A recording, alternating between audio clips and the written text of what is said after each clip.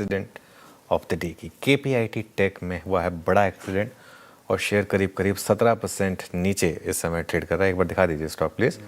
और वायदा का टॉप लूजर बन चुका है। एक और चीज़ जो आज हम सुबह डिस्कस कर रहे थे, कल 5% गिर चुका है, इसका मतलब ये नहीं कि आज नहीं गिरेगा, आज भी गिरेगा और अच्छा गिरेगा। 17% के करीब अब यहाँ पर गिरा।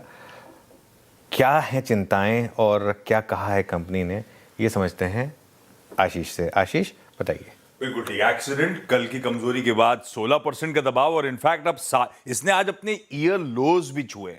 साल के हाई से अब 60% करेक्ट हो गया है केपीआईटी टेक्नोलॉजीज। और गिरावट क्यों? क्योंकि कल शाम को इस कंपनी ने अपने Q1 और पूरे फाइनेंशियल ईयर का आउटलुक शेयर करा।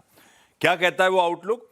वो कह रहे हैं जो पहले हमने सोचा था Q1 का परफॉर्मेंस, उससे ज्यादा दिक्कतों में आता हुआ शायद आपको नजर आए। और उन्होंने क्वांटिफाई करके भी दिया कि डॉलर आय साल दर साल 1% गिरती हुई आपको इस क्वार्टर में नजर आएगी और उससे ज्यादा दबाव शायद इबीटा मार्जिन्स और नेट मार्जिन्स पे देखने को मिले।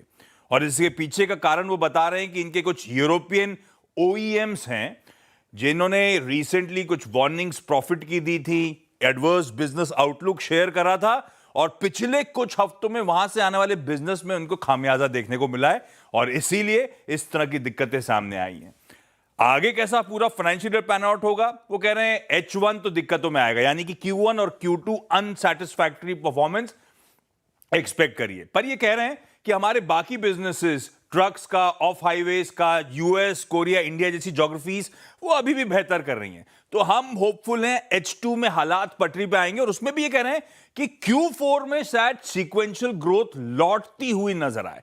तो यानी कि ये पूरे साल लार्जली दिक्कत आपको सामने देखने को मिलेगी। इसी पे जेपी मॉर्गन का व्यू आया था सुबह, जिस पे चर्चा हो रही थी कि अंडरवेट का कॉल पे डाउनग्रेड कर दिया था। 700 के प्राइस टारगेट 550 पे रख दिए थे, वो एक ही दिन में टारगेट्स 560 पे तो आके खड़ा ही हो गया है, अचीव होते हुए नजर आ रहे हैं।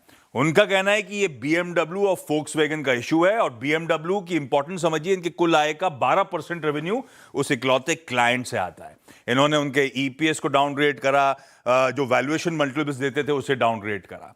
पर इस केपीआईटी के इश्यूज के चलते जो सिमिलर बिजनेस मॉडल वाली आईटी, वैसे तो आईटी अक्रॉस द बोर्ड दिक्कत में, लेकिन खास तौर पे जो engineering research and design ER&D companies जितनी भी हैं, चाहे वो टाटा एलेक्सी हो, टाटा टेक्नोलॉजीज हो, इवन LTTS हो, ये सब भी खास तौर पे आज दिक्कत में आती हुई नजर आ रही है।